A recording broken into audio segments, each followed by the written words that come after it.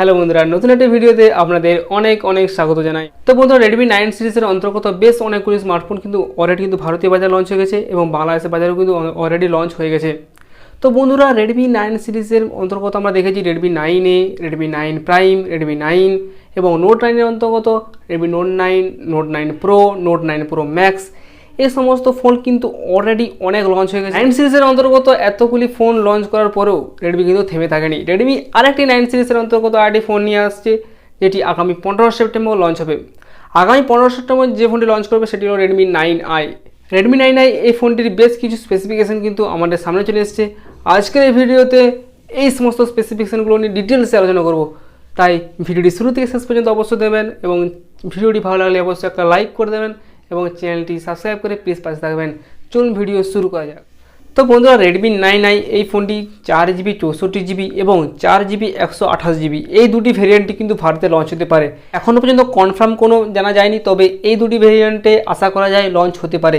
তবে তিনটে colour ভেরিয়েন্টে launch হবে। একটি হলো নেচার গ্রিন, সি ব্লু এবং মিডনাইট ব্ল্যাক। এই তিনটে কালার ভেরিয়েন্টে কিন্তু লঞ্চ হবে।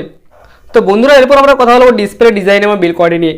বন্ধুরা, এখানে আছে 6.53 ইঞ্চিসের একটি HD plus water drop notch display এবং এর পিক্সেল রেজুলেশন থাকছে 720x1600 এবং 20:9 এসপি রেশিওর সাথে এটি আসছে এবং 269 এর পার পিক্সেল ডেন্সিটি থাকছে। তো পেছনে ব্যাক সাইড থাকবে পলিকার্বনেট এবং পেছনে কোনো ফিঙ্গারপ্রিন্ট সেন্সর এখানে কিন্তু দেওয়া হয়নি। তো বন্ধুরা, এরপর চলে আসছি প্রসেসরের দিকে। এখানে ব্যবহার করেছে মিডিয়াটেকের হেলিও G25 এই প্রসেসরটি। এটি কোনো গেমিং প্রসেসর নয়, ডে টু ডে লাইফে ইউজ করলে কিন্তু এটি সুন্দর পারফর্ম করবে এবং এখানে 2.0 GHz ক্লক দেওয়া হয়েছে এবং এখানে আমরা পেয়ে যাবেন triple card slot, MMC 5.1 storage type, LPDDR4X RAM type আপনারা এখানে পেয়ে যাবেন। তো বন্ধুরা, এরপর চলে আসছে ক্যামেরার দিকে। এখানে কিন্তু ট্রিপল ক্যামেরা ব্যবহার করা হবে না ডুয়েল ক্যামেরা ব্যবহার করা হবে সেই নিয়ে কোনো কনফার্মেশন জানা যায়নি।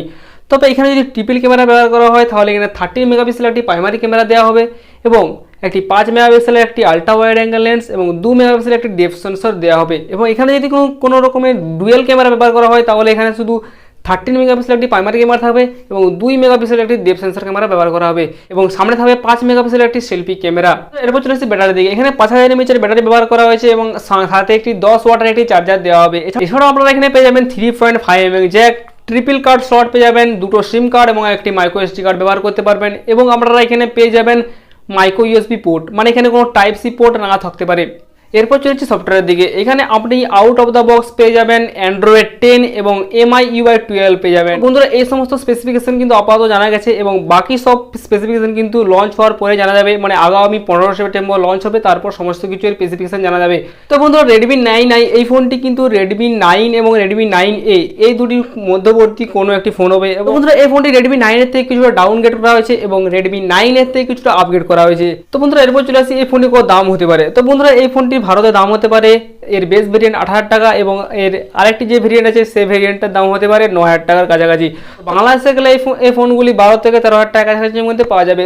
তো বন্ধুরা, পার্সোনাল দিক থেকে কিন্তু আমার মনে হয় রেডমি কিন্তু 1000 টাকা অন্তর কিন্তু বেশ কিছু কিন্তু 9 সিরিজের ফোন লঞ্চ করে ফেলেছে। আমার নয় এতগুলি ফোন লঞ্চ না করে একটি স্পেসিফিক ফোন লঞ্চ করা উচিত যেখানে বেশ কিছু ভালো ভালো ফিচার্স দেওয়া হবে। তো এই ছিল রেডমি 9 এর সমস্ত স্পেসিফিকেশন এবং ভিডিওটি যদি ভালো লাগে ভিডিওতে অবশ্যই একটা লাইক করে দেবেন এবং চ্যানেলটি সাবস্ক্রাইব করবেন এবং নতুন ভিডিও নোটিফিকেশন পেতে অবশ্যই বেল আইকনটি বাজিয়ে দেবেন। তো আজকের মতো এই পর্যন্তই, দেখা হচ্ছে পরের ভিডিওতে।